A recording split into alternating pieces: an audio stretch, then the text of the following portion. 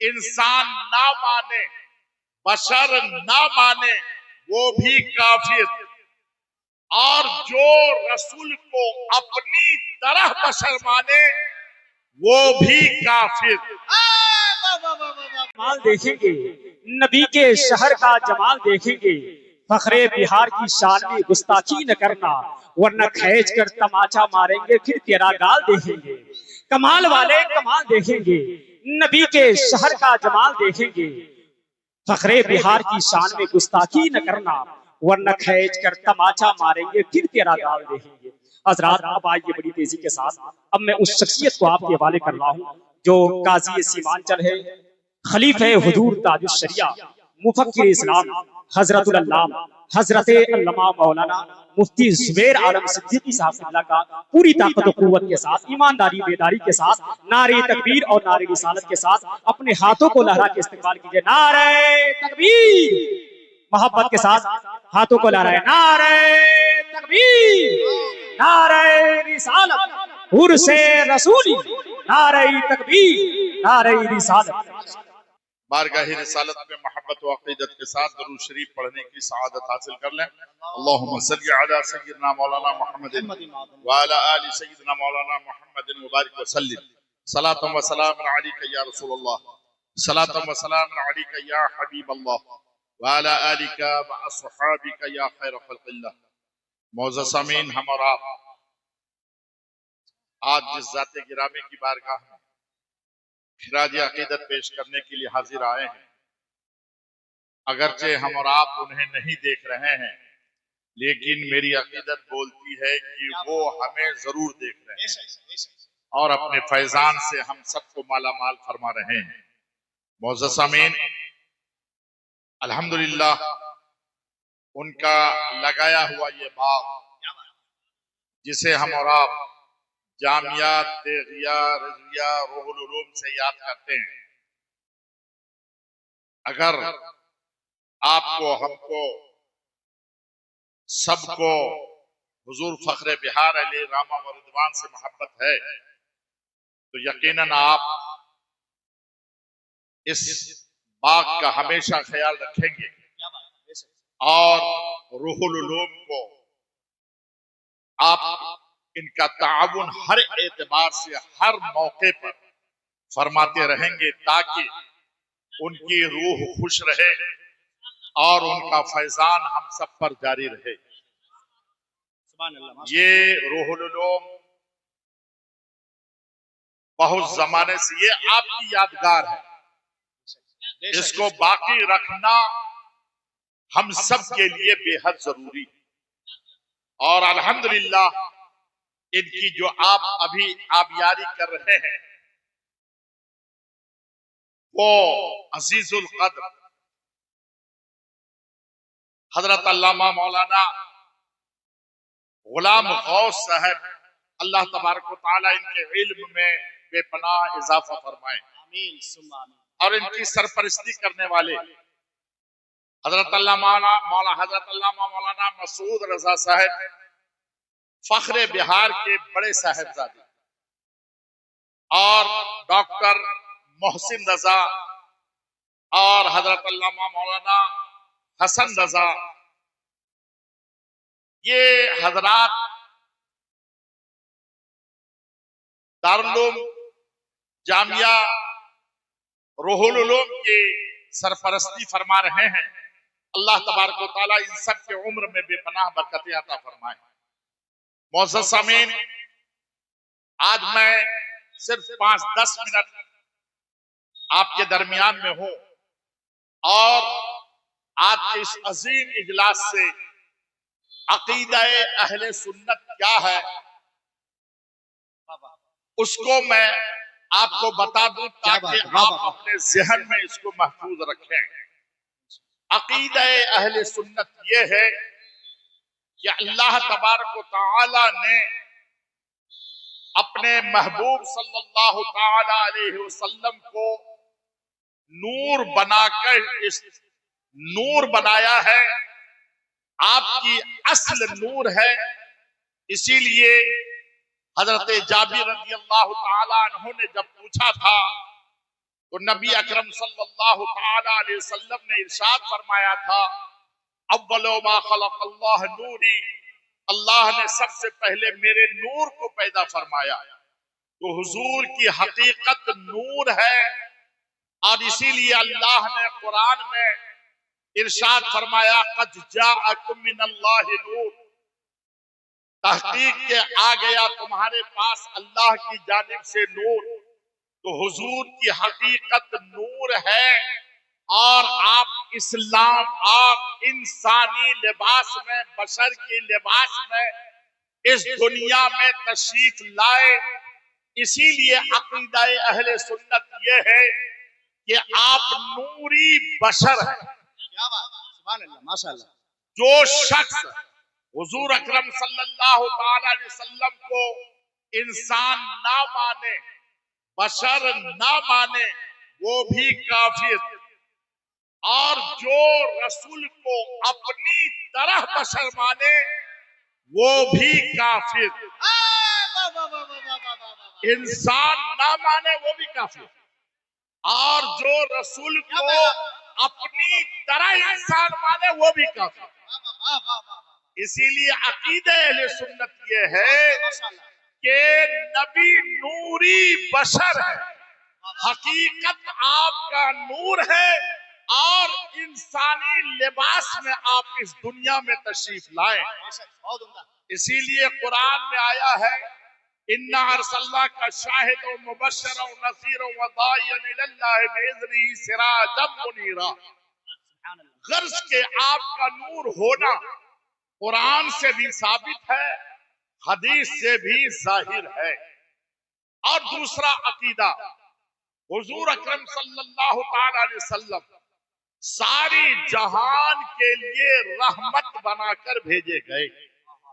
اسی لیے قرآن میں آیا وَمَا أَرْسَلْنَاكَ إِلَّا رَحْمَةً لِلْعَالَمِينَ، ساری جہان کے لیے نبی رحمت بن کر اس دنیا میں تشریف لائے.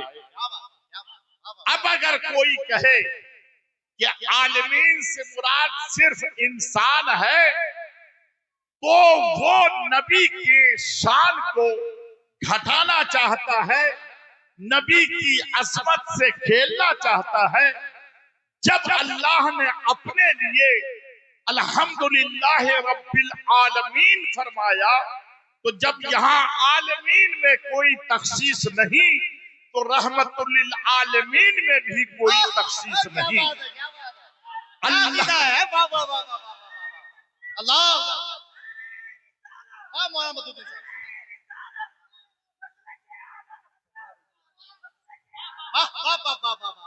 جیسے اللہ رب العالمین ہے، ایسے ہی رسول اللہ رحمت للعالمین ہے.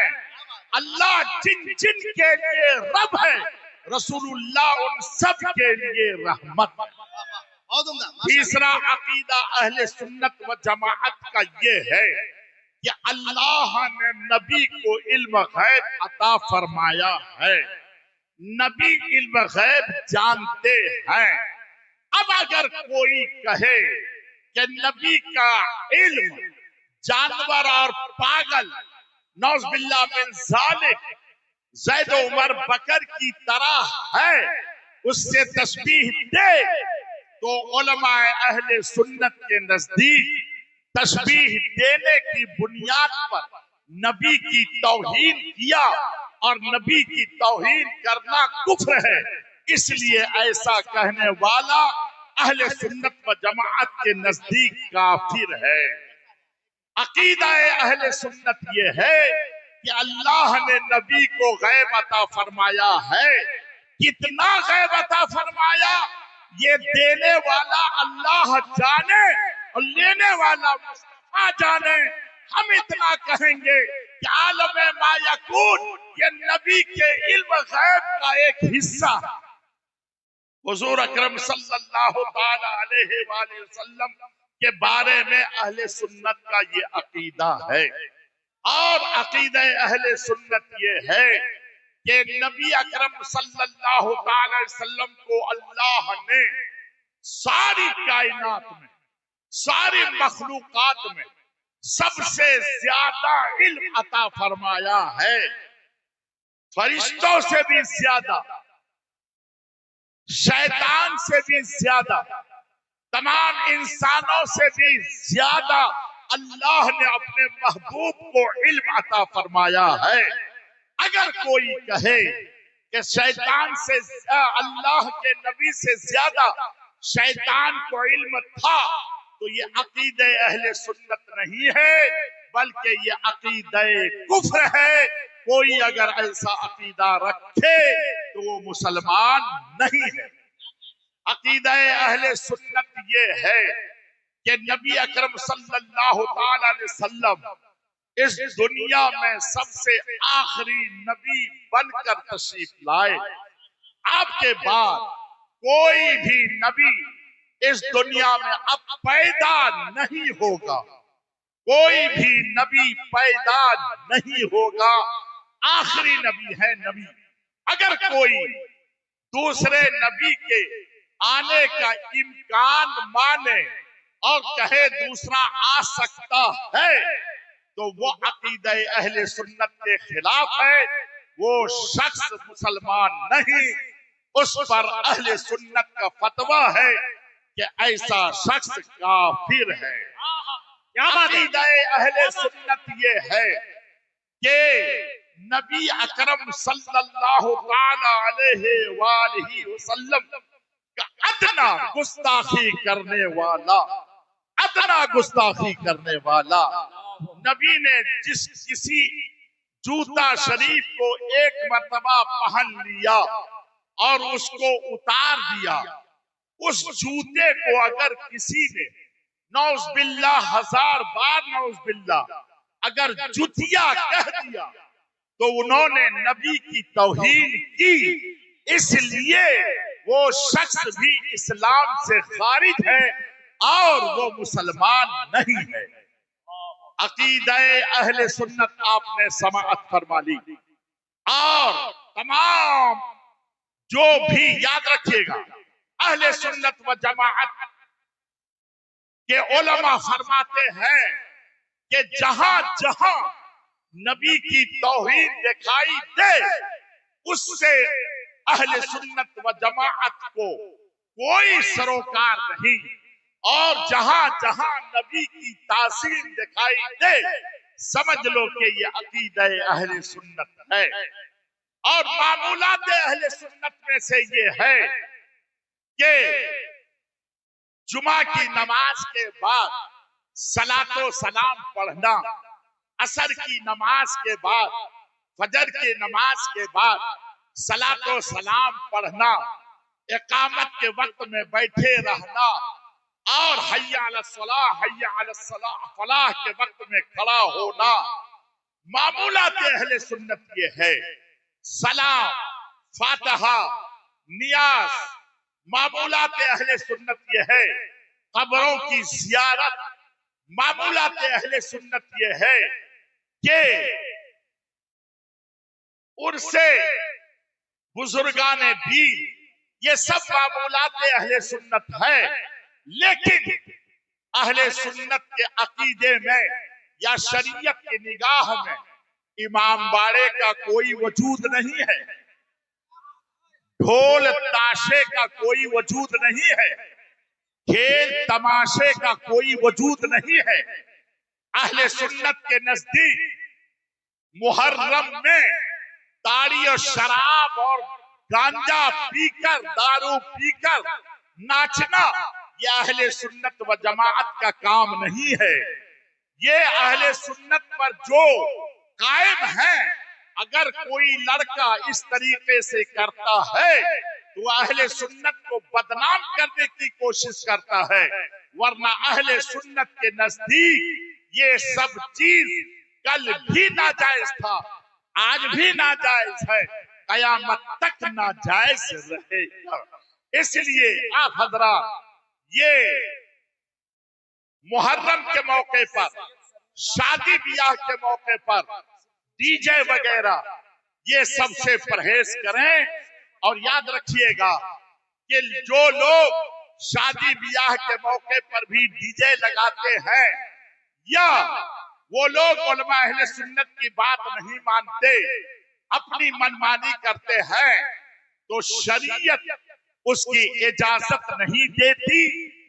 اگر باپ نہیں روکتا ہے تو وہ باپ بھی اپنے بیٹے کے گناہ میں شریک ہے، قیامت میں اسے بھی جواب دینا پڑے گا۔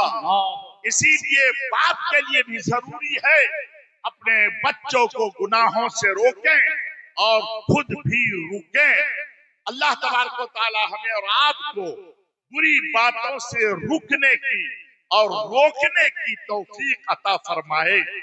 میرے دوست، ایک پیغام جاتے جاتے اور سن لیں۔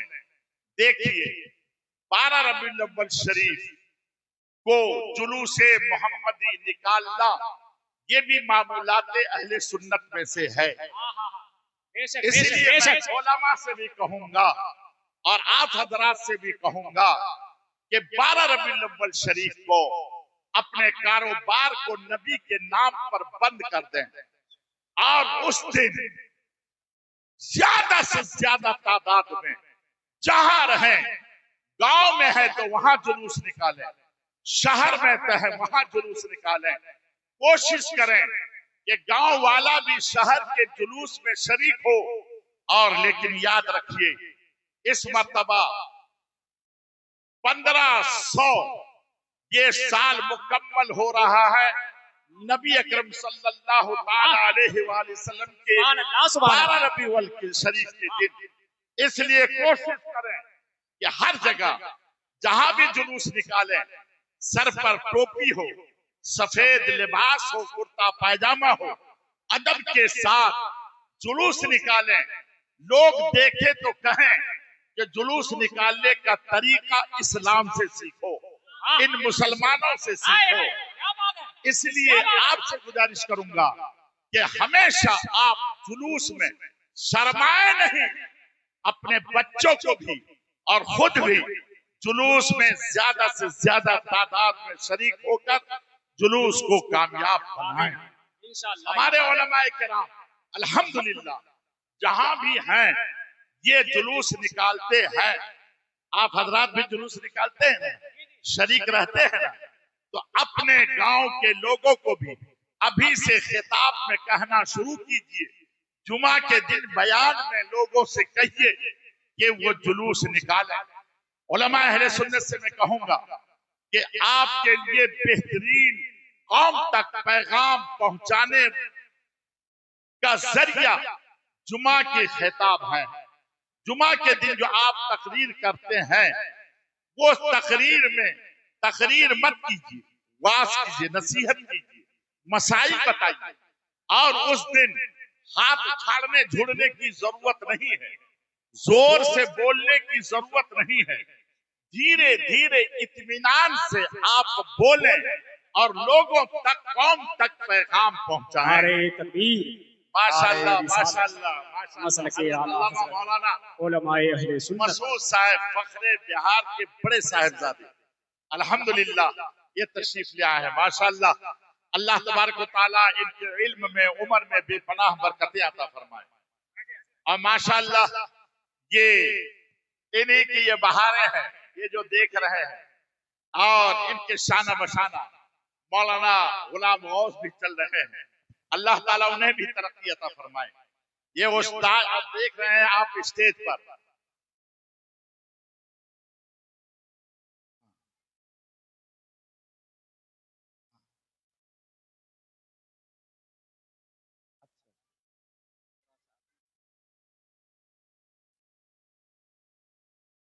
ماشاءاللہ ماشاءاللہ۔ ایک بات اور بھی میں آپ کہوں گا، جب میں ابھی یہاں آیا اور مولانا شہریار صاحب سے بھی ملاقات ہوئی اور مولانا حسن رضا صاحب سے بھی ملاقات ہوئی، انہوں نے جو کتابیں دکھائی ہیں، ان کے صاحبزادے مولانا فرحان رضا مرکزی جو ابھی مصر میں، وہ مصر پہنچ گئے ہیں تعلیم حاصل کرنے، اور انہوں نے جو کتابیں ابھی لکھی ہیں بہت ڈھیر ساری کتابیں، اور الحمدللہ آج ان کا اجرا بھی ہے۔ اور یہاں حضرت مولانا توصیف رضا صاحب مرکزی ہے نا، ازہری اچھا، हाँ, अच्छा अच्छा। मौलाना तौसीफ रजा अजहरी ये कस्बा के हैं, माशाल्लाह ये मुदर्रिस हैं दारुल कलीमिया के, और माशा बड़ी अच्छी सलाहियत है और बहुत ही अल्हम्दुलिल्लाह संजीदा आलिम है, और वो भी तशरीफ रखते हैं यहाँ इंशाअल्लाह ताला।